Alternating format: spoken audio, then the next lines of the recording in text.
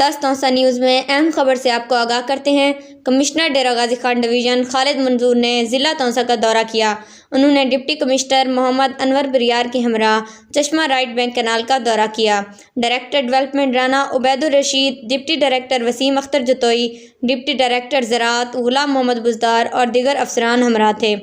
XEN CRBC Mohsin Shabir ने briefing दी। हालिया सैलाब से चश्मा राइट बैंक को शदीद नुकसान पहुंचा। पंजाब हुकूमत ने अपने ज़ेरे कंट्रोल इलाके में CRBC को बहाल करने का 90% काम मुकम्मल कर लिया।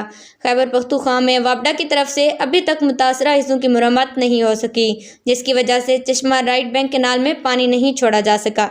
कमिश्नर ने कहा कि सूबाई हुकूमत और वापडा के साथ मामला आला सतह पर उठाया जाएगा।